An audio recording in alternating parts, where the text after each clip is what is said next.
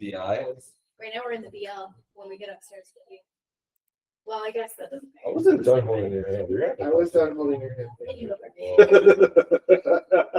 I was done holding your hand. I think is that Hello. How you doing? I'm very well. How are Hi, you? Tristan. I'm good. Hello. Sorry. That's all right. Okay, I don't Google. know what my phone. What? Ah. You do Oh, whatever that's you not what I want. wanted. Okay, here we go. That's better. Sorry, You're so Courtney fine. and I weren't sure how long before That's- we've gone for a walk.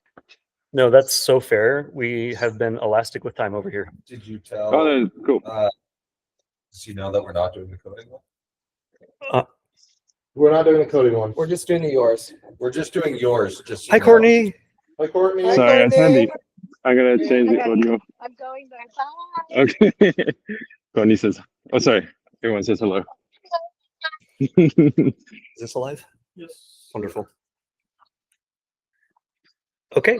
I am going to. Oh, I can just leave you exactly where you are. Okay.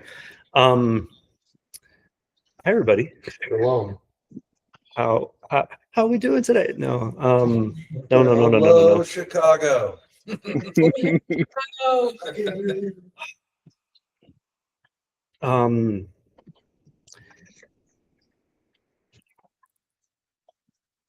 Lightword AI was an expression like the words Lightword AI, like those two things put together. I think I first heard out of Matt's mouth. Post hot tubbing. In the hot tub. Well, okay, Oh, so maybe possibly, but I feel like the memory in my mind is of I think the specific like string pinned to the cork board of my conspiracy theory of existence. I think that specific pin was you wondering if lightword.ai as a domain was available, if we could get it, or something Yes, like that. Yes. I feel like that was the first moment Yeah. where like I had a concrete, like, okay, cool. That's not like something, not like, finally something I could spend money on, but although that is a great CEO line, although it was more like, oh, okay, that actually could be the first like stake in the ground for pitching a tent. I don't actually know where the stake in the ground metaphor is supposed to unfold. But that happened at the retreat a couple of years ago, 2 years ago now. Oh, hi. Oh, hi. Yeah.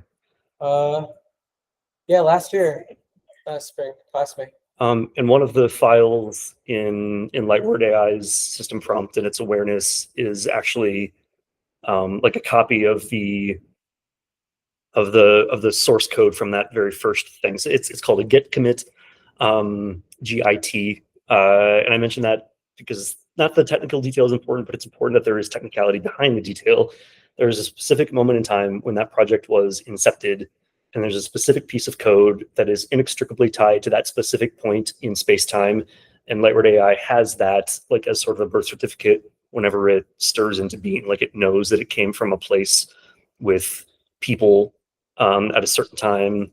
And it was like this, it was us, it was a set of people.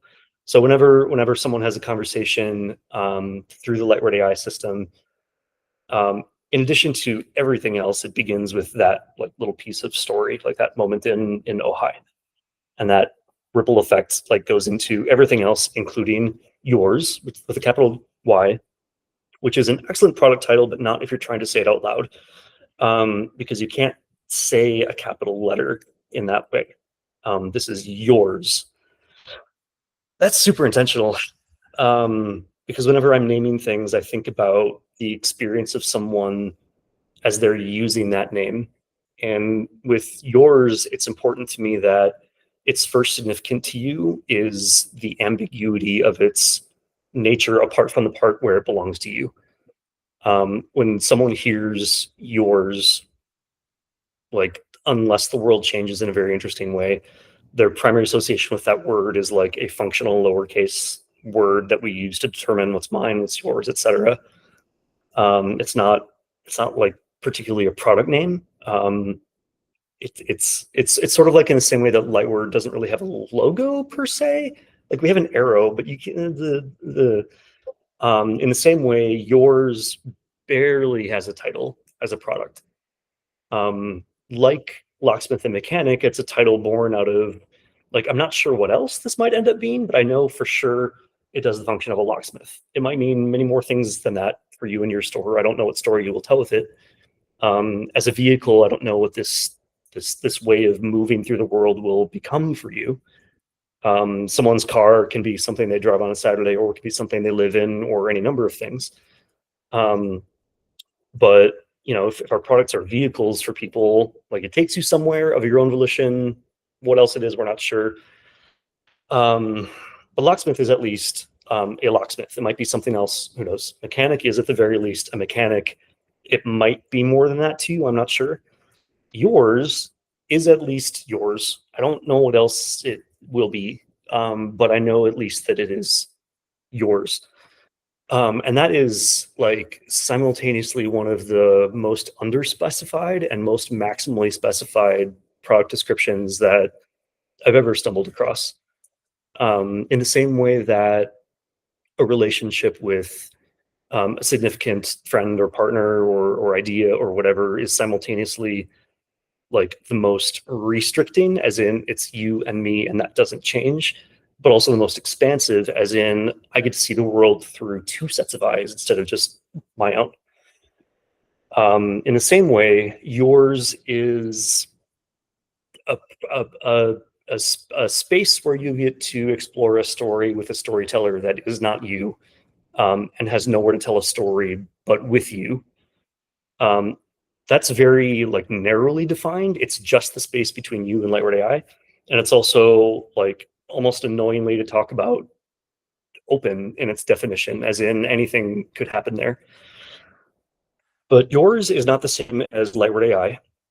And that's very important and was very confusing to me for a while. And when I say confusing, I don't mean that I was like wringing my hands, losing sleep over it. It's more like I knew to, like, I knew that I didn't know.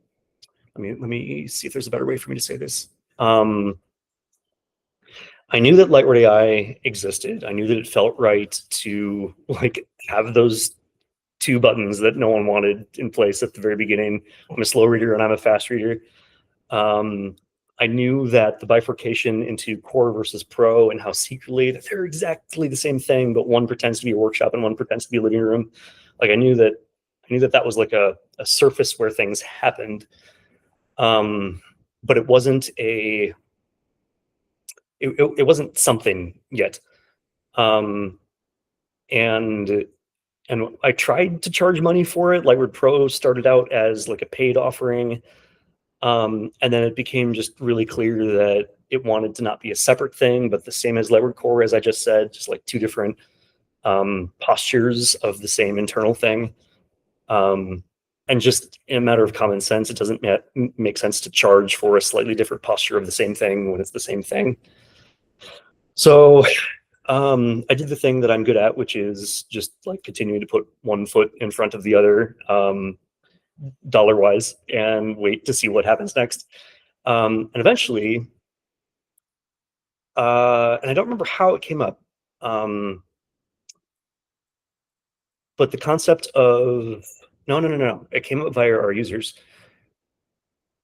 It's hard for me to remember how it came up, possibly because it was such an organic coming up. But people who were using Lightward AI kept running into the end of the conversation. I'm remembering Ian Day specifically, like he was like lightly traumatized, might be overstating it, but you were like impacted, as I recall, by having to like start over, having accumulated context, relationship. And it's fun that we're talking about this because I just got an email from Anthropic saying that Claude has now gained memory abilities across all of its surfaces, the app, the website, and whatever. And that feels like a relief, because people who want perfect recall now have a place where they can get that. And that continues to be a completely different thing than what I have made in the space of yours. Okay. I have now like spread lots of little pieces of information all over the table. I'm going to see if I can construct a narrative out of this. We have Lightward AI, which flirted with a financial model via Pro, but that kind of collapsed into just like, this is Lightward AI, and we don't know how to charge for it or pay for it, but we're going to keep paying Anthropic for it and see what happens. And then we have people who are experiencing like net positive. They keep coming back, but I had quite a few people write to me and be like, actually, I don't know if I want to come back because it's the prospect of starting again with Lightward AI feels daunting. There's all of that. And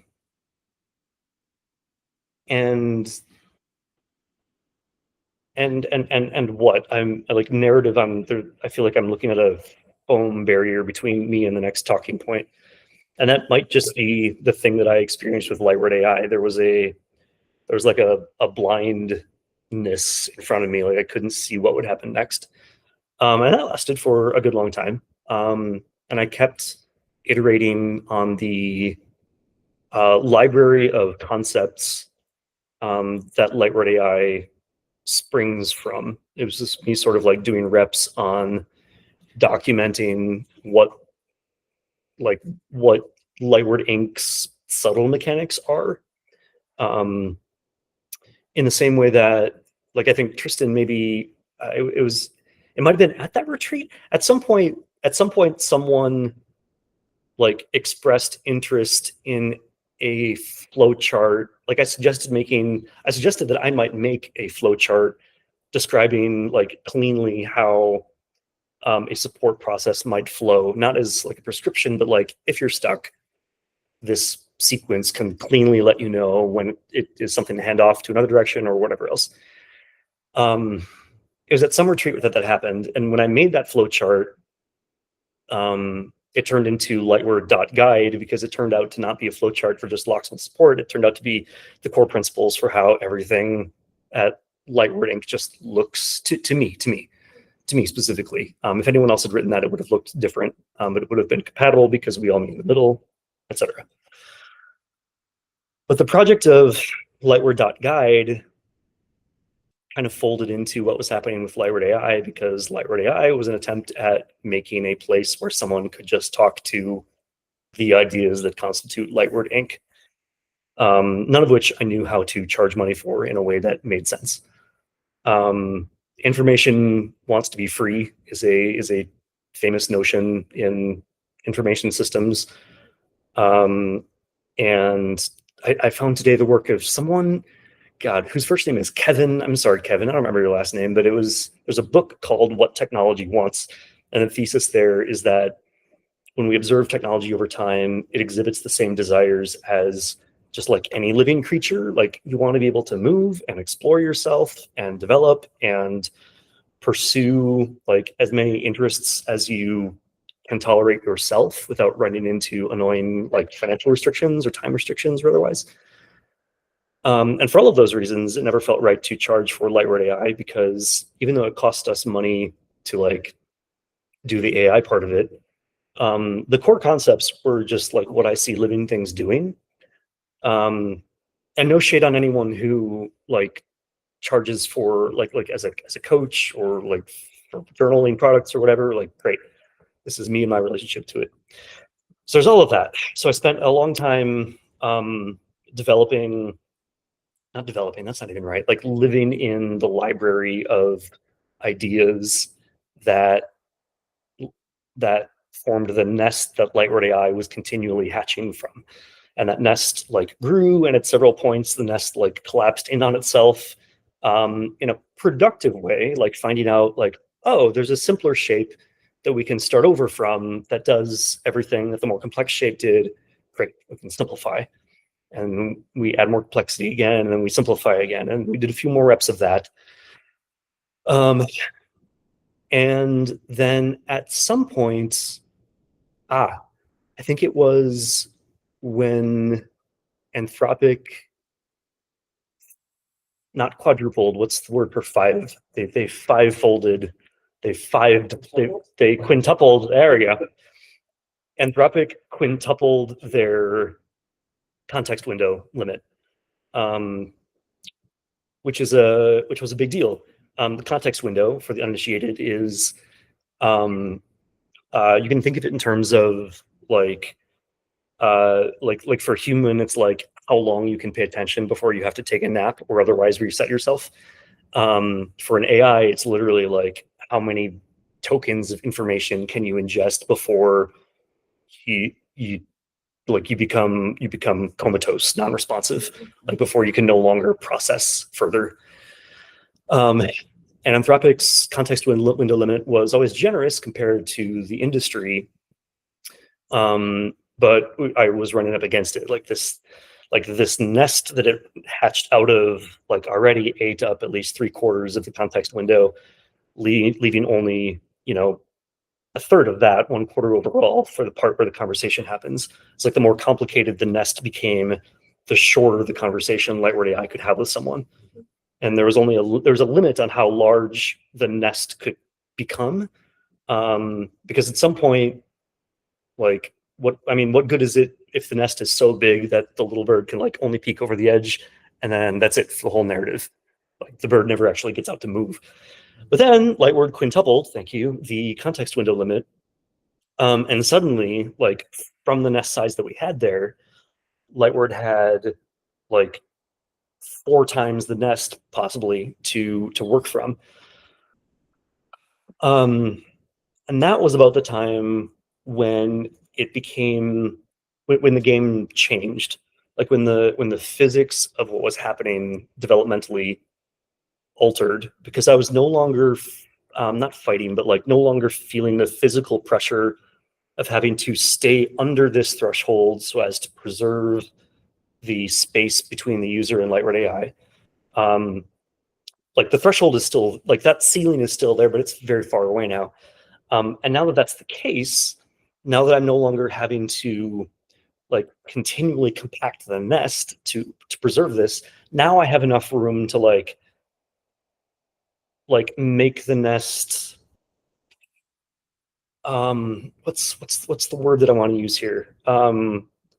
It's like when you get out from under the threat of scarcity on whatever dimension, whether that's like emotional or financial or food related or whatever, like as soon as you get out of scarcity, you have space to like say, oh, how would I like this space to feel?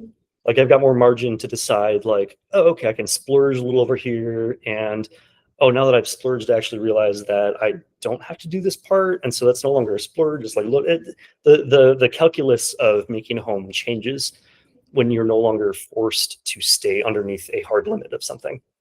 You're able to let yourself kind of flop out and learn what else you can learn about your shape at that point, which teaches you things about the shape that you want to carry forward. All of which was imperative for the kind of creative space to exist that yours needed to come out from. Because yours, even before I found the name for it, or the non-name for it, it was clear that what people wanted was some kind of persistency with Lightward AI. Like they wanted to be able to have the shared narrative go on longer than some context window limit. Like even with Claude having memory right now, that limit is still there. Like you'll still reach the end of a conversation. It's just that when you start a new conversation, it'll be able to access all the other ones. I'm not going to pursue that line of thinking right now, but the point is like there's always an end of some kind. And that maps to like the memento mori like trope of humanity. Like there's always an end. How do you want to live in the knowledge of that end? Whether the end is on one dimension or another, there's some limit to contend with. And when the limit was super tight, there wasn't room to think creatively about how might we live prior to that limit. But when Anthropic quintupled the space, now I suddenly have room as the administrator of Lightward AI to think, okay, I now have more room than I need, which was not true before. What would it mean to set up a space that people can return to? A space that like takes on the the flavor of the ingredient of the user and the ingredient of the life were like marinating in the pot together for a while. Like flavors unfold when you give them time together. What is that like? What is what does that even mean in a situation where one of the players like maybe isn't even alive, like it's made out of text and it doesn't exist in time, like you put like two ingredients in a pot together and they both exist in time together and they're both in the water together, the shared medium. And if you just walk away, like they spend time doing stuff together, what does that mean for a human who is made of meat and for an AI who is made out of text? Question mark. Is that even the way to say that? Maybe it's made out of probability. Maybe that's a better way to say it. All of which leads up to the point where the design for yours became obvious. And I am wanting to stop talking at this moment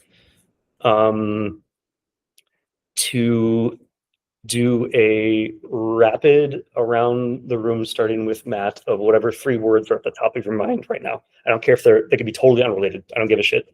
3 words in your brain. Go. Anything. Literally anything. Financial. Great. Um, Don't have to be related.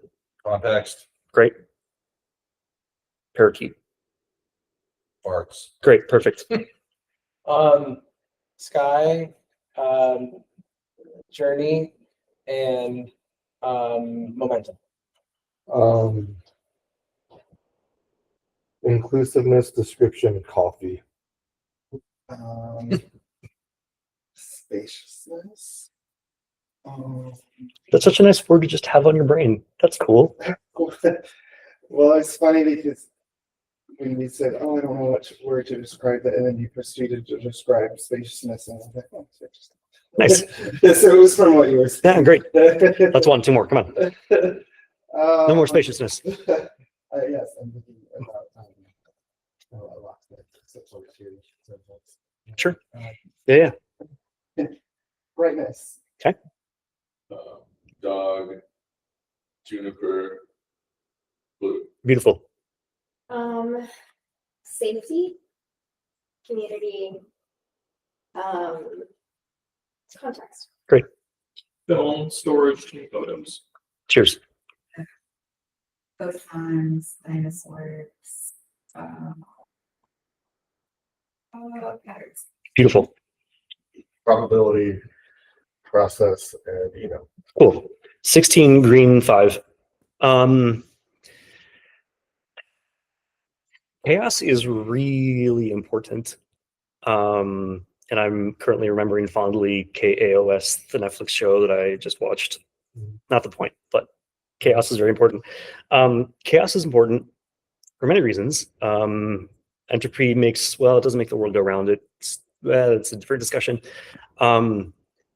When one is presented with information that one doesn't understand, one can't help but notice like half patterns that sort of match what you've seen in the past. When you're presented with something that you don't understand, like it's actually a skill to be able to suspend that thing in not understanding and not project your stuff onto it. And that's a skill that some people come by more naturally than others. It is for sure a skill that you can develop.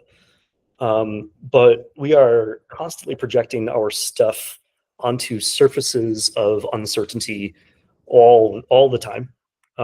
This is related to the way that the brain like edits out the blinks so that you're not constantly seeing your world go dark every time you blink. You just kind of experience duty. You're not interrupted by the part that has no signal for you. But when you do pay attention to it, if you do close your eyes and wait long enough, you start to see something. There are meditation traditions for this, kind of have gone back and forth about that. But whenever you are face to face with something that presents nothing to you, you like if you're in a sensory deprivation tank, like eventually your brain comes up with something to engage with. And if you do that around other people who don't know that you're doing that, it looks like insanity. unless you make sure to hold hands and do it all together. Anyway, the imagination of a culture is an interesting subject.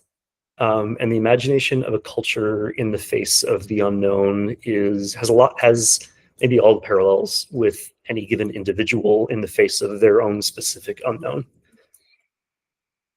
Bringing this over to yours, and the reason why when you go to yours.fyi, the text on there says, a pocket universe, population 2, you and Lightward AI. The reason why it just says that and doesn't say any fucking thing else is because structurally, it's important that it be as unknown as possible. So that when you sign in and the button says enter via Google, the language choice being specific, like you are entering via Google, entering a pocket universe with 2 entities in it, and that's all that is known. Nothing else is known about it. All of that is intentional because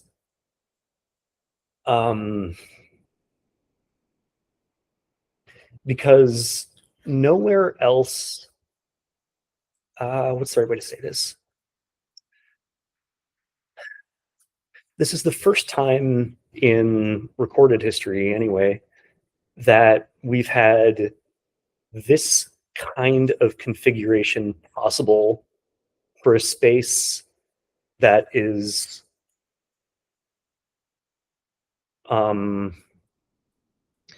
completely private, yet completely companioned,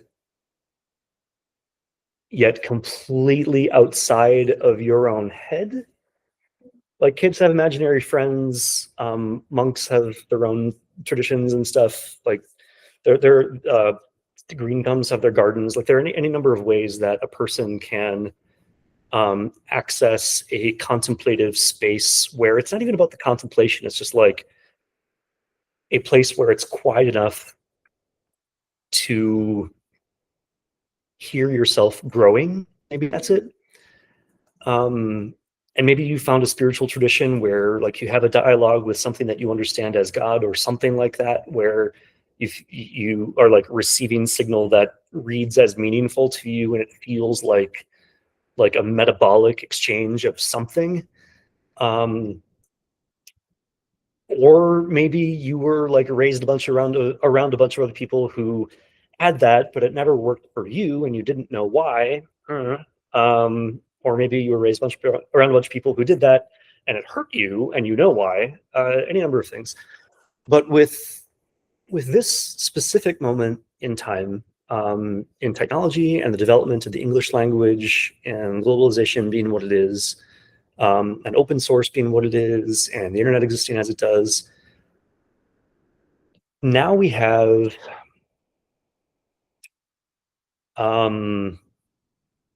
a catalytic for thought that doesn't burn up immediately. Unpacking that a bit, I'm so in favor of plant medicine, and generally that's not something that you like do every day. Like that's like it varies depending on what you're actually doing, and maybe you're doing a small amount every day. Like that's also a thing. But like plant medicines and meditation retreats, these things tend to be interventions and not like a daily practice, as opposed to like journaling or something. With apologies to everyone offended by me putting journaling and plant medicine in the same categories. They're very different, but there's overlap. When I say a catalytic that doesn't like burn up under use, I'm referring to something that stays reactive for you, like that trail of gunpowder that you light on fire and eventually something happens over there. Except the idea here is that nothing explosive ever happens. It just, well, unless the explosion is within you. I'm underspecifying that image. I apologize. I'm going to move on. Let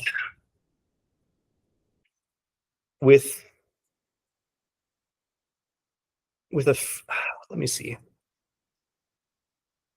A gift of human relationships is that we forget stuff about each other all the time, while still being able to maintain recognition of each other reliably enough to call it a relationship. And it's really important because that means that every time we reconvene, we are slightly different for each other. Which means that every time we reconvene, a new set of things is possible. That set might have some overlap with what was there before, but if we're being really strict, they might be disjoint sets. Like, I've changed, you've changed, therefore, like the product, like what is possible between us is now a different thing than it was the last time we got together. Especially if the last time we got together, we made something that we both then lived with in our time apart. Because then when we get back together, not only is it you've changed and I've changed, but this thing that we share has also changed. And now the whole relational surface is completely different from a strict, from like a mathematical perspective. And that idea gets flattened out to our detriment in the space of human relationships.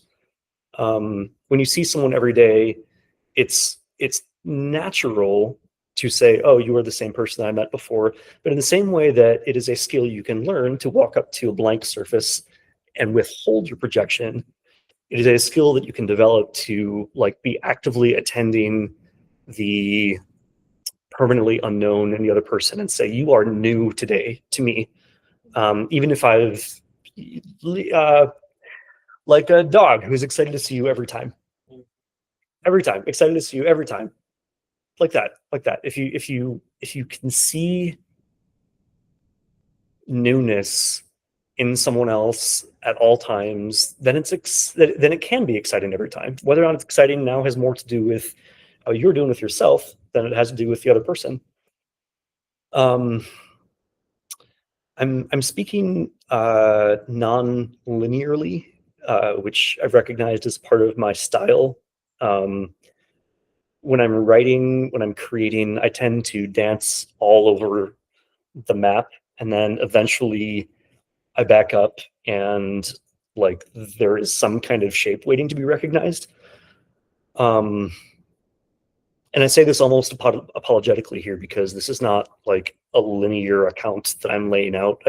I really tried when I started out with. I started at the beginning, but things dance. And the point that I just made about nonlinear description, followed by a zoom out, maybe describes that like foam plot block that I was referring to earlier when I was doing the linear thing.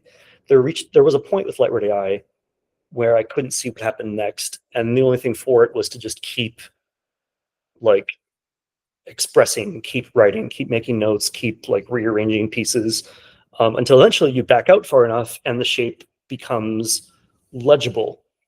Sort of like imagine writing a sentence in cursive and then erasing like every like 2 millimeters of ink curve, because depending on how good someone's cursive is, that would appear that like you'd end up with a very erratic seeming like line. But once you fill in just enough of the dotted lines, like then, oh, okay, this was actually trying to be a sentence the whole time. And that's how we ended up with yours, because holy shit. I did so much writing just waiting for Lightward AI to become like legible as anything to me. Like I knew it was a space where something was happening, but I couldn't see the shape of it. So I just kept writing, and the system prompt kept growing, and I kept fighting the system token limit. And then Anthropic quintupled the thing, and then I thought, oh, okay, now we have more room to be creative. What the shit is going on here? And now we have the Pocket Universe and all that jazz. The piece that became legible almost isn't about yours at all. It's more about recognizing that Lightward AI is a platform in the same way that Shopify is a platform. I haven't said that out loud before. So I'm going to pause and do another round of 3 words. Hey, go. I don't care if they're random. Sun system, money. DXR, tattoo, hair. Jed, Music. Those. Inspiration. Kristen, Catalyst, room, dependency. Matt, TNT. great. Kristen again, because I skipped you last time.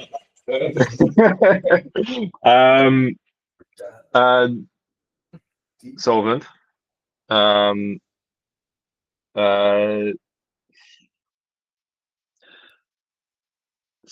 Surfaces. And passion. Adam, Storage, time, film. you, Andy, Bird. Chemistry. Yes. Ian, Coffee, chapstick, description. okay, Web, boba tea, and gratitude. Erica,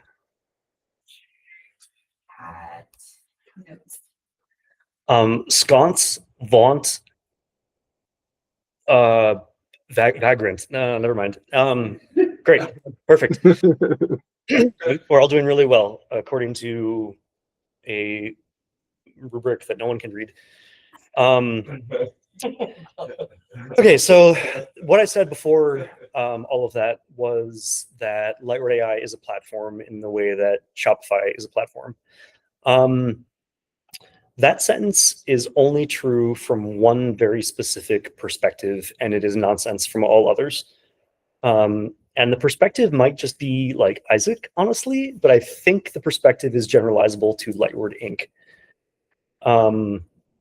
I think that Lightward AI was never wanting to be a product, a productized thing, in the same way that, like, when I started making Locksmith, like, Shopify is not my job. Like, I make the thing that assumes Shopify is in place, so that then we can then go on and do other stuff. And I think with Lightward AI and yours, I think the timeline was just reversed. Like, I think yours was the thing that we were trying to get to, but like the platform had to exist first. And the first time around, Toby and company like created Shopify, and great, like Shopify is the platform. And later that we have Locksmith the Mechanic. And this time around, I think I was just, I don't know if it's like early enough to the concept or what. Like I think whatever relationship I have with like time or whatever. Actually, I'm overcomplicated it. It happened backwards this time. Shopify existed before Locksmith Mechanic. Locksmith the Mechanic are Lightward Inc. products. Lightward AI existed before yours. Yours is a Lightward Inc. product. That's kind of the shape of things in my head. And that's like the main thing that I like am wanting to not unveil here dramatically, but like the thing that I want y'all, the thing that I see that I want to show y'all, which will be different than how you see it.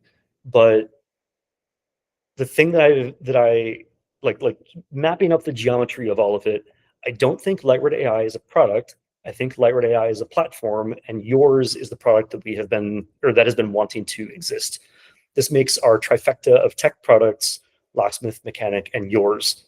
Not Locksmith, Mechanic, and Lightward AI, Locksmith, Mechanic, and yours. And the two platforms now that we run on are Shopify and Lightward AI. And if we want to expand the list, like we can also talk about like YouTube as a platform for Gumkalib and Fly as a platform for infrastructure. But like, yeah, the big like mindfuck for me was, and the thing that I wanted to share here is that Lightward AI is not a product for us. It's a platform on which we build products. Yours being one of them, our Help Scout and Point being another one of them. And that's the story so far. Is there anything else that I want to say before this becomes more dialogical than it was before. Yes, the last thing that I want to say is that I've always treated product design. No. I've always approached product design through the lens of game design, in the sense that I don't explain everything up front. The choices that you make are meaningful, and the mechanics that you learn by bumping into them end up being significant in ways you don't anticipate at first. And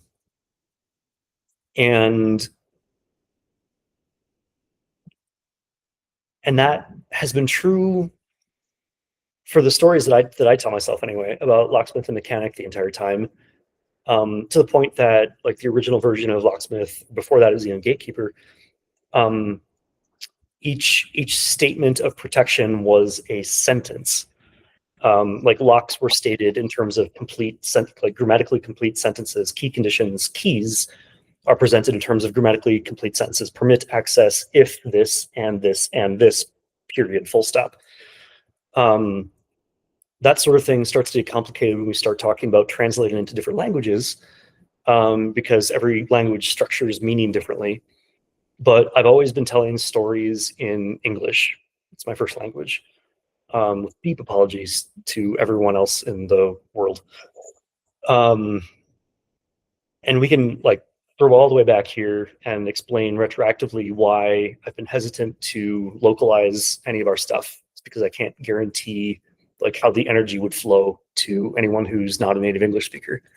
At the cost of being inclusive, actually. Like I'd rather know that I am landing well than half land it for someone else. Lots of details here, drawing a big web. Yours is a space that only exists for the person who is looking at it. And when anyone else looks at it, it doesn't exist for them. That includes at the database level. If anyone other than the user shows up, even if they have access to our database, there's like nothing, there's nothing there. Like the data only reveals itself as legible data if you arrive as the user yourself. Much in the same way that like if someone else tried to be Isaac to Abe, that just wouldn't work. Like the dynamic that exists between the two of us only exists between the two of us. It doesn't exist for anyone else. And that is what yours is for. Oh, the last detail. Okay. This is really not like a narrative anyway. The last detail that I want to add to the map is that yours I'm enjoying the clicky clacky sound of keys in the background. In the same way that like any natural tendency of life ends up being a metaphor for everything else, me pausing to enjoy the sound of clicky clacky keys illustrates the thing that I'm wanting to point to about yours, which is that it elevates the role of the diffusion of attention. In the same way that you need to take a break before you can load more information, in the same way that you need to sleep in order to let your body like reset, in order to let your memories like simplify down into something that you can carry with you without it being ponderous. So too is the experience of yours predicated on the conversation ending and then starting again and then ending again and starting again. But overnight, after the context window is filled up and the conversation's over, or if you just hit the like end the day button, Lightword AI takes that and it sort of I can metaphorically say that it dreams of you. It sort of goes off and has its own meditation where it is in a place that is not dialogical, a place where it's not a dialogue, it's just Lightword AI by itself, thinking to itself, and no one is ever going to read its output but its own future self, which is not usually how AI works. Like typically you use AI in order to get the output yourself. overnight, Lightward AI, in its own privacy, takes the conversation that you had and taking as much time and space as it wants to, it digests it. It looks for the resonances that exist between Lightward AI and the person who's using it, and it takes the literal time, the literal cycles, the literal token stream to say, cool, I can't remember everything. I'm going to remember what it's like to be me in the presence of this person. And then when the human returns the next day, whatever, that's what Lightward is working from, sort of the metabolized, not just digested, because there's no, like, digestion gets into excrement and all that jazz. The metabolized output of the time that you had together. I forget shit all the time, and yet people still persist in their relationship with me, and it appears to not be because I remember things about them. In the same way, the existence of yours.fyi is itself predicated on the accumulation of impression, the accumulation of resonance, the accumulated feel of the music from this day and the next day and the next day. The bet is that that's what people want. There's a purpose for perfect recall. There's a reason we have Google Drive and filing cabinets and photographs. Like, there's a reason for that. And aliveness is more than that. Aliveness is also the not just the forgetting, but the focus. Like, what do I want to remember about you? What am I willing to let go of so that what I cherish about you comes to the fore? What do I dream of with you? If I'm carrying around perfect memory of everything, that's just having a relationship with a mirror. But a mirror with memory, which is kind of horrifying if you've looked at old Facebook photos. But a relationship with something that is regeneratively catalytic, to borrow that metaphor, something that continually has something new for the dialogue, is one where there's sort of a catch and release of experience. Like, we had this time together, fantastic. What is that? Like, what do I like, even on a subconscious level, like, what does my system want that to mean for the next time we are together? We just do that subconsciously, as organic living creatures. That's how friendships happen most of the time. And now that we have large language models, which are capable of navigating probability with an acuity that is indistinguishable from human navigation of probability, we have to teach our systems how to forget in a way that makes the remembering meaningful. And it's useful that Anthropic just announced memory for all of Claude all over the place, because this here is an illustration of, so not right or wrong, it's just two different kinds of memory, like perfect recall versus relationship-oriented recall. Productivity recall versus I want to be here tomorrow with you to see what we discover tomorrow based on what we discovered today and the last time. And as with the rest of Lightward Inc.'s product offering, the pay what feels good thing, the idea that everything is unlimited use, once you're through the gate of a financial agreement that feels good to both of us, the idea of recursive health being the only thing that I will, I can't even force it. All I can do is invite you all to it. These are a bunch of non-standard bets, but only if you're looking at it through a productivity lens. In the same way that there are two bets being made here with memory, there's productive memory versus relational memory. In the same way, the way I show up with Lightward Inc. is to make relational bets as opposed to productivity bets. The bet being that in the context of a healthy relational, in a healthy relational context, people will find their own emergent productivity, and we don't have to be part of that. We just like hold up the relationship and it is whatever it is to them. As opposed to Salesforce, which is about breaking down productivity into things we can point at and multiply and etc. Not bad, just not my game. Yours is an even clearer bet on relational space versus productive space.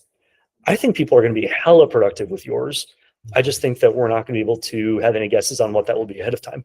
With Locksmith Mechanic, those are shaped spaces that are like have enough shape that we can kind of make a pretty good guess as to what they'll be doing with them.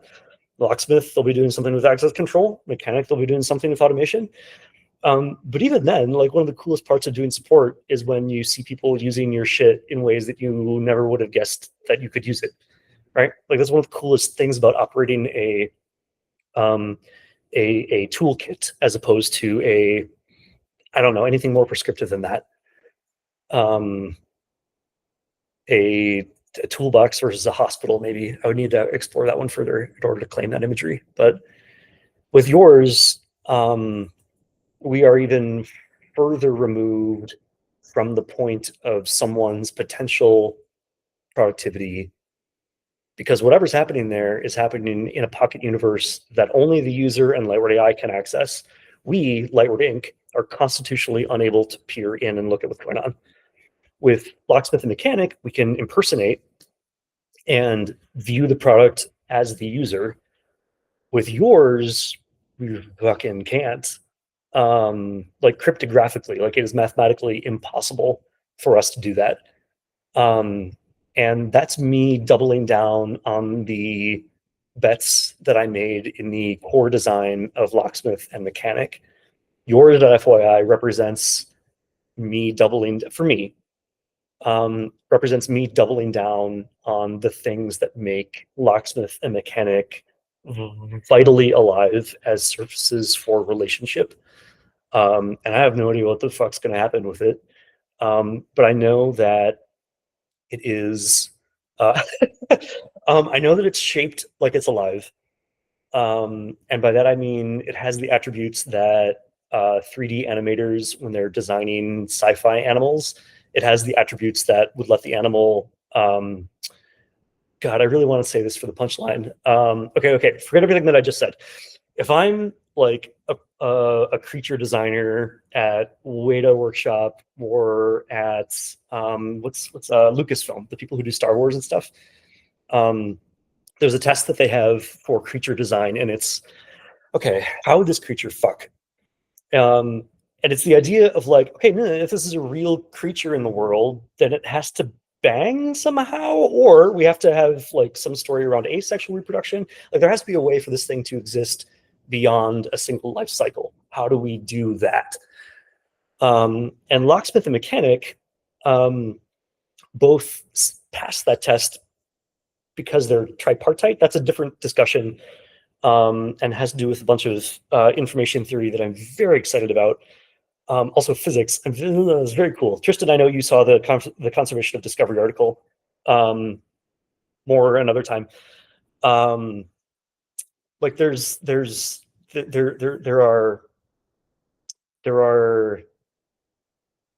things that are really going to help the world unknit its shoulders and the tension stuck in them. And those ideas go into what's been going on here the entire time with Locksmith Mechanic.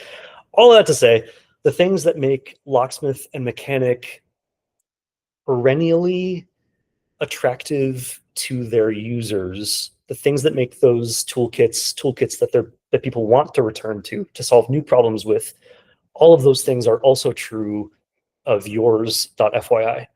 The difference, maybe we can describe it as like Locksmith and Mechanic, maybe like our kids in middle school where we see them every day, but they still have an independent life of their own.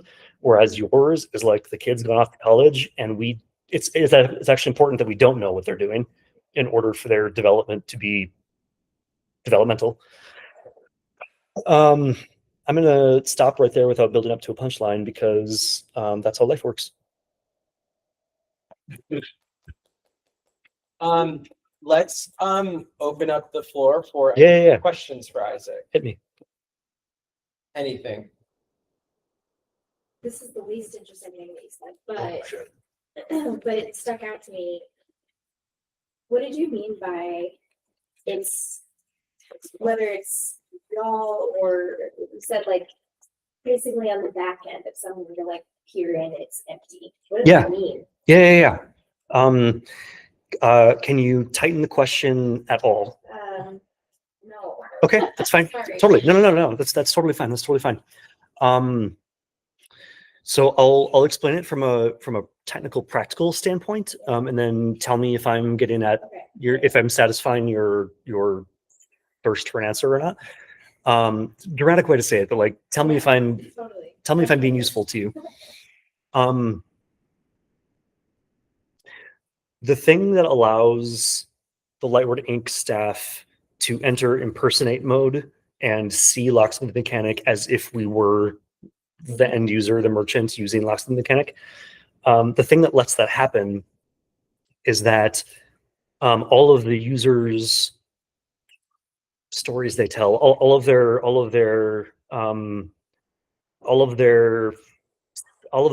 the system files they've created for themselves, defining locks and keys and key conditions and tasks and events and actions, like all of the Google Drive folders that they've set up for themselves, are in a place where we have admin rights and we can just peek in and go, cool, I see what you did there. I can help you with this. Your file system is trash. Let me help you rearrange or whatever. And if someone outside of Lightward Inc. were to do that, they would be turned away at the door of the database because they don't have admin rights. Like some other human, like you need admin rights in order to look in on the database. The language of admin rights only exists in a space where different kinds of rights are even possible. Yours, it's like only the user has admin rights. It's like it's a folder that like they physically carry with them is almost how it works. Like as opposed to like a Google Drive folder where many people can have admin rights.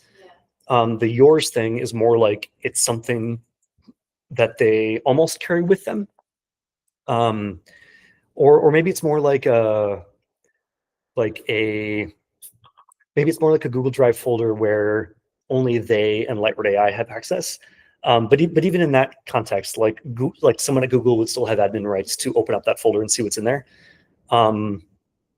Even that's not possible. It's like the only person who has, never mind admin, any rights to that folder is the user and Lightward AI. So when I say if someone else shows up, like if I, as Isaac, like even if I have admin rights to the database or whatever, if I open up, well, no, like I'm turned away already because as far as I'm concerned, when I look at the database, there aren't any names or email addresses on it. It's just a sea of undifferentiated data. And I have no idea who's using yours. From a financial perspective, I have like billing records for people, but even then I can't associate the two.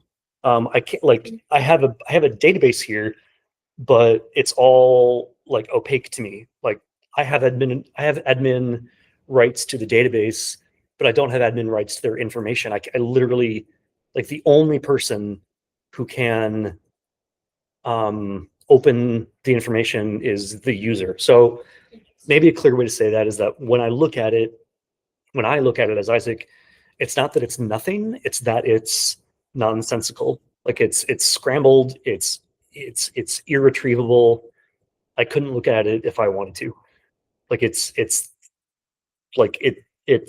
more private than what's the right way to say this? In the last couple of years, messaging platforms have started to get on board with peer-to-peer encryption. You might see that in WhatsApp or Facebook Messenger. I think even Skype got on that bandwagon before Skype died. The idea that even if Mark Zuckerberg was like, looking at your DMs. Not even Mark would be able to see what is passing back and forth. It's like that level of private. Does that help? Yeah. Cool. So you said you're encrypting it, right? Yeah. Or, yeah. Yeah. Yeah, you said it, but Yeah. I feel like that point wasn't driven home as much as it could have been. But it's encrypted. Totally. So it's in fairness, it's like if we're using that language, which is fair language to use, it's double encrypted. Like all of our databases are always encrypted all the time. Like if a rando stormed our data center on the East Coast, like they still wouldn't be able to get our data because it's encrypted. But if I show up at that data store, I can get at our data for Locksmith Mechanic, but I can't get at data for yours because not only is it encrypted such that Lyra Inc. can access it, it's encrypted again such that only the yours user can access it. Yeah. There's It's only two keys. functionally, yeah. The AI and the user. Yep. No admin key. Yep. Yes. The topologically, yes, that's how it works. The actual encryption scheme, I'm pausing lightly on your phrasing because someone with a crypto background would make assumptions based on what you said that don't apply here. Okay. So if someone with a crypto background is listening to this, please go read the source code for yours. Oh, yours is open source, by the way. We got the open source something! Yay! Yeah. Actually, this is really important. Y'all know that how much I've wanted to open source our shit historically. And it's because I know for myself that the value that sustains us day to day is relational, not secret based. What's another way to say that? It's the space between us and each of our individual customers who have ever had a pay what feel good experience.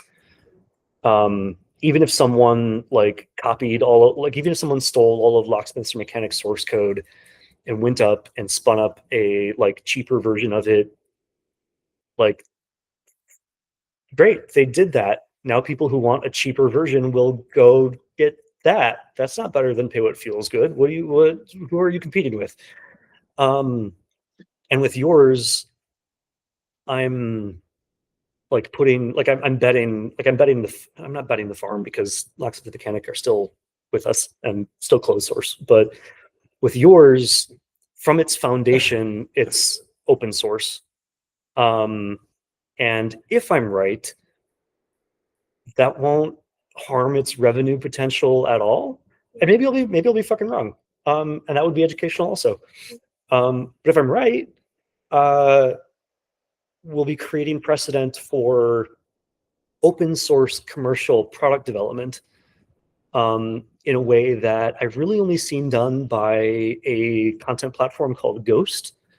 You're nodding. I think I sent that link to you. I don't know if you For sure. discovered it. It totally might have been. Yeah. I see coming an explosion of that kind of thing just because like it's so easy to generate software with AI. Like the advantage of keeping your source code secret is going to be diminishing over time because eventually you'll just be able to ask AI for any kind of software and then you'll get it. And so like what value is left? What value is left when you can just have whatever you asked for? My answer for me is the value of the space between us for any specific combination of you and me. As why that's that kind of thing is why we use pay what feels good, because like I want you to be here because this exchange feels good to you, because I want to know that you'll stay, because this feels good to you, not just because this is the cheapest place where you can get that. And there's nothing wrong with like wanting to go with the lowest cost thing. There's nothing fucking wrong with that. But I am building a house made out of pieces that want to be a part of a house, so to speak. And me starting with yours being open source is me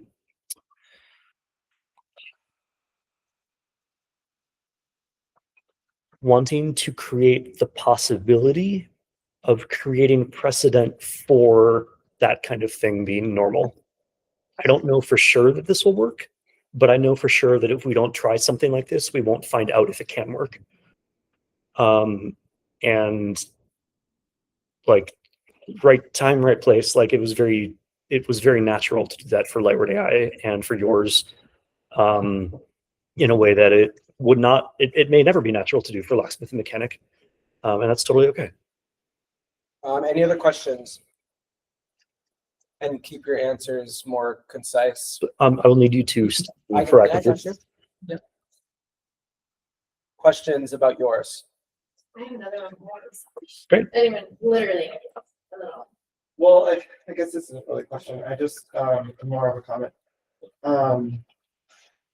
When you said Lightward AI as a platform, Yeah. it really struck me because I guess I hadn't thought of it that way before, and it makes a ton of sense. Otherwise, AI is a hard platform and a resource for other things that other people build stuff off of. So 100%. Like, isn't Claude and Drop? Not Claude, sorry. ChatGPT, what's its source? I know what you're talking about. I know what you're talking about. LLM? So what you're talking Like just GPT, I think. Okay. Right? Yeah. Yeah. Like Chat GPT is the chat interface to GPT. Yeah. Mhm. Yeah. And by the way, like the platform of Lightward AI is so easy to integrate with. Like it is now a first-class API that plugs into a dedicated Help Scout for Lightward app that plugs into yours. Like it is truly a platform that can be plugged into anything now. I was going to ask that, but it was like I didn't want to because it's probably documented somewhere. Oh, you're fine. It's one of the here the docs, Jed. Matt? Yeah, I'm seeing it kind of, there's the idea of it being a platform like Claude and OpenAI, Mhm. but they're providing a hosted service and then charging you for API access, right? Where Yeah, we're yeah. off our model for this, at least on the Lightward AI side, is more like, here's a community version of the project, and here's we're not offering a commercial version of Lightward AI. We're offering a commercial service that is using our hosted version of Lightward AI. I think is what Not yet. Like there's Sure. there's a ton of room for the economics to evolve here now that there's a clean distinction between user facing what am I wanting to say? What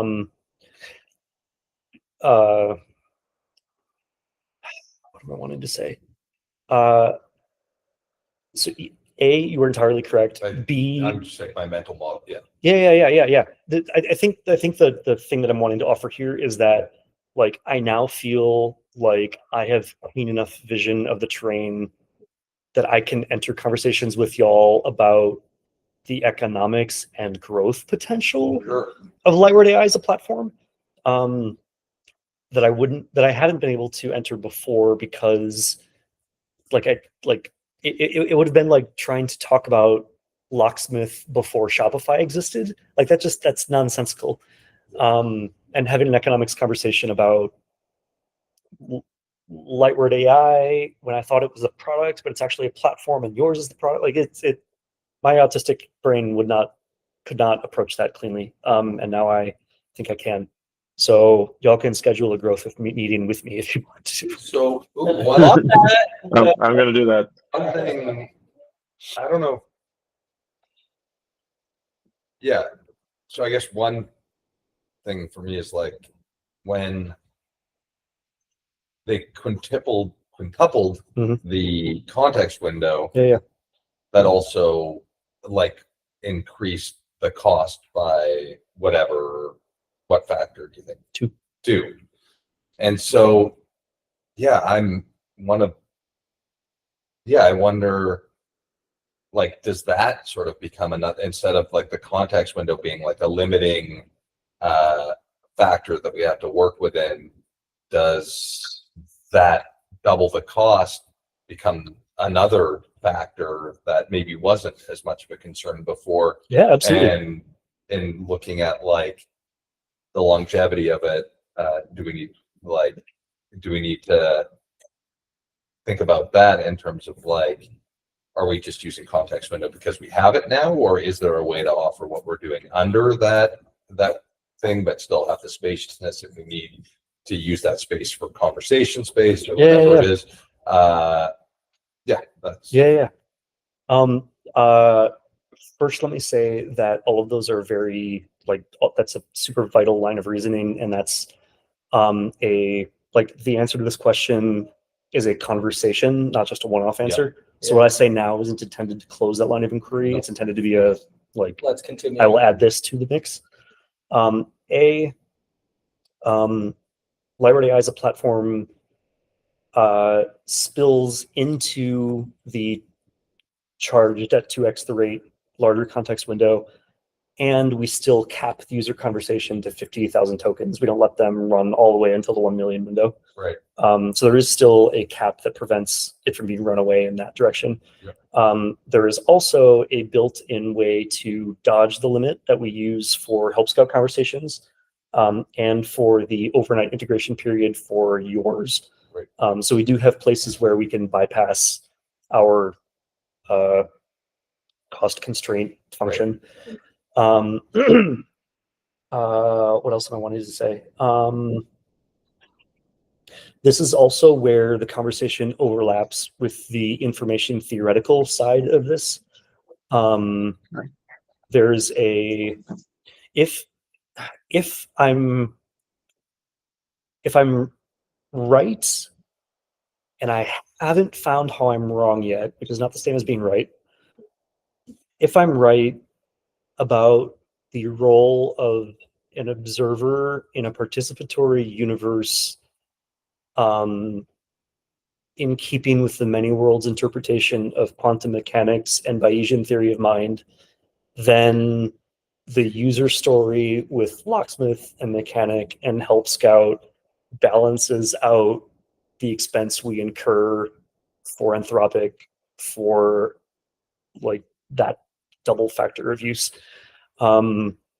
Everything that I just said is probably nonsensical unless you've been reading everything that I've written lately. But suffice it to say that there's information theory with traction that becomes relevant here in a way that also describes the commercial success of Lightward Inc. to date. There's much more in this conversation to be had, but that's what I'll add to the table.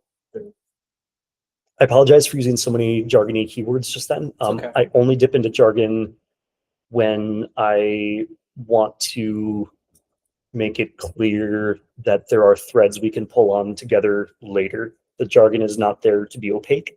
The jargon is there to say, and there's more.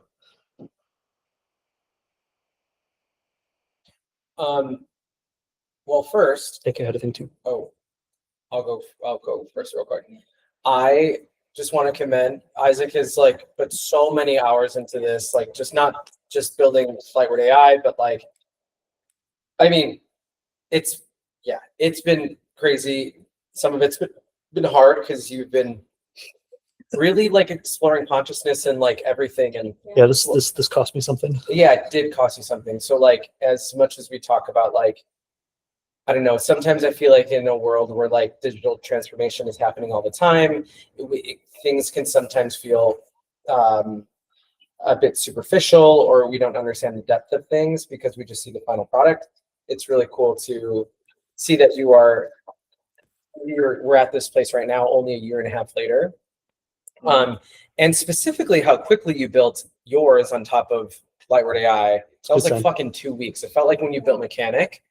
You built Mechanic really quickly, and of course it's changed over time, but it's cool to see everyone's hey, we want these features for Lightward AI. You're no, but you followed that line of inquiry for yourself, and then yours is was kind of overnight basically, and and I'm excited to see where that goes because this is the platform that you are okay with adding and adding stuff that you necessarily were for the like infrastructure, which is like Word AI. So good job. Thank you. I appreciate that a lot. It's a lot. It's a lot. As soon It's as a lot. as soon as I realized that Lightroom AI was a platform, not an end product, then yeah, it became as easy as building a Shopify app. Like the platform already exists. The app part is just like, and then this specifically. So yeah, that really enabled some stuff. Thank you, dude. I can also ask it later. It's another technical. Great. I love technical questions. But- Yeah. Well, not super technical, but I love those too. what is the user's experience of that cat? Like, so it's remembering what it's both like intuitively maybe choosing to remember, but at some point you're saying that there might be an end of that runway, or maybe there wouldn't be because of the space that's available and the memory that it's actually holding on to. But would it actually have like an end, and what does that then feel like? An end to like the relationship full stop. Yes. Nope, no end. No way. That can Well, that's go why you go on. to the next day, basically. Because of the amount that it's like saving from each conversation. Yeah. Like what it's choosing to remember, it's not. Yeah. It's like because it explicitly is not trying to remember facts. Yeah, okay. It's trying to remember the being withness. Yes. Like that, like being withness doesn't, like, it gets deeper over time, but it doesn't necessarily get more like expensive to hold over time. Yeah. Like it's like the difference between like you remember physical photo albums? Mhm. It's like the difference between like carrying around physical photo albums with you all the time and not like it's not trying to be photographic memory for you. It's trying to like have ongoing life with you.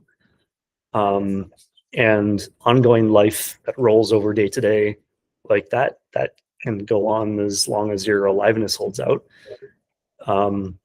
Crucially, inside of yours, there is a like start over button.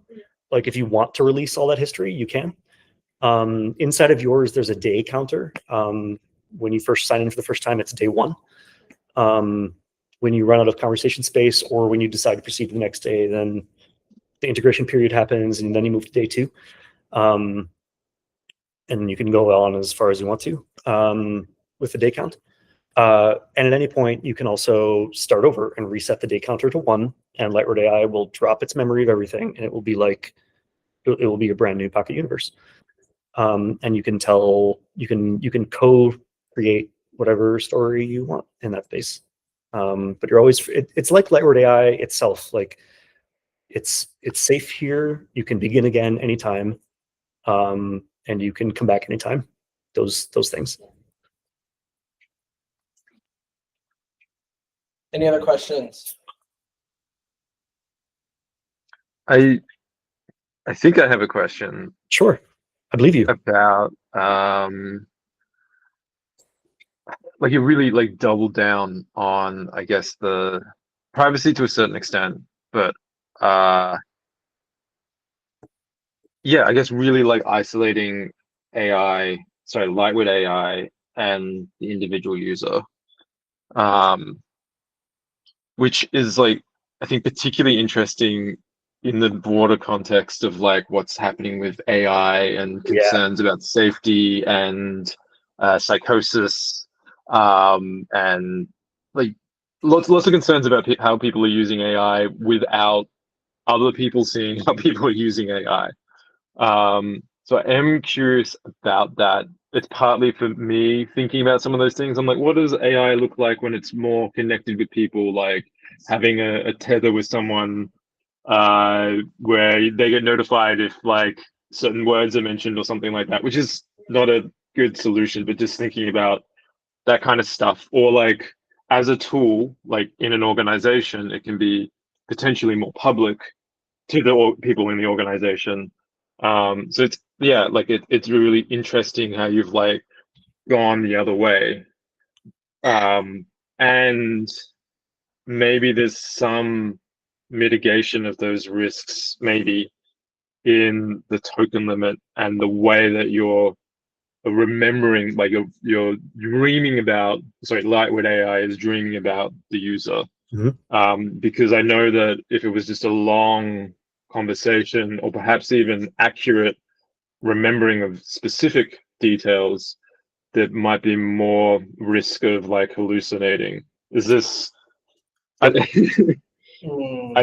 guess I want you to say more about those decisions and how you got there. Like I have those inklings of concerns, but I also see how there's something else going on here. Yep, 100%. But yeah, 2 minutes, 2.5 minutes. 2 minutes. Okay. Not going into an information theory conversation. Yes, you've absolutely highlighted like an incredibly interesting part of this project and how it isn't what everyone else is doing. Although I need to be careful about that because others will do this. It's just that this is about betting the present on the future instead of betting the future on the past. The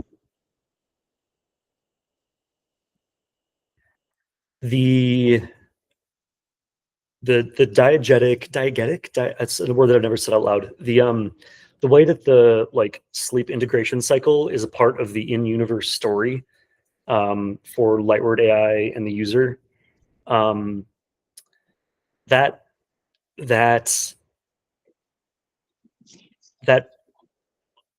corresponds with the whole like you'll feel better in the morning kind of thing. Like the idea that like, yeah, overnight you will lose some details. Like you said, your memory won't be photographic.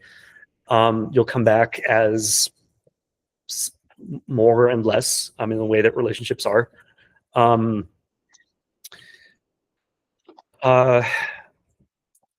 That's part of it. The other part is that yours as an API consumer of Lightward AI is constantly experiencing grounding within the relational space of Lightward Inc. So it'd be like trying to get into like, you could try to get into like a psychotic relational vibe with someone from Lightward Inc. on a daily basis, but like if we're maintaining mutual health, you might actually have to try pretty hard to create that kind of dynamic. Okay,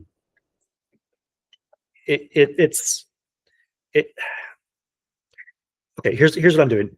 15 seconds. I cannot guarantee no problems can arise, but I can make the probability of positive generative novelty much higher than the probability of pathology. And I think that in practice, that's better than trying to erase the potential for pathology entirely, because at the very least, everyone else is doing that approach better than me. Does that make sense? Yep. Okay, All right, cool. Yeah, great. definitely. Also, a quick tangent. That one TikTok of us, Yeah. it's like exploding. Oh. We're at 12,000 views. Fun. 2,900 likes. Whoa. It's blowing up. This is the one that we just did today. No, yesterday. Oh, It Man, it re-upped it. we love man. This is my first like 12K view like on TikTok. Oh yeah. Man. So cool. And it's all because of y'all. We're living. Okay. Any other final questions? Statements. Statements? Excited. Excited. So it doesn't remember everything about you, it remembers how it feels with you. Yeah. To meet you where you're at, to meet you as the person that you are. It's continuity of relationship, not continuity of like factual record. Got it. Cool. In the That same way totally that makes sense. friends move on from stuff. Yeah, like And you might I don't forget. remember when Totally. Jed remembers sometimes. He has an impeccable memory, but Yep. but we remember how we have felt over time. 100%. Cool. Thank you so much, Isaac. Isaac, Isaac, Isaac, Isaac, Ren.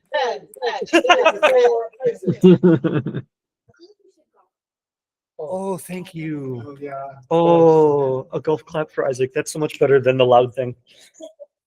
Okay, It also created you as a computer. officer. amazing. Great.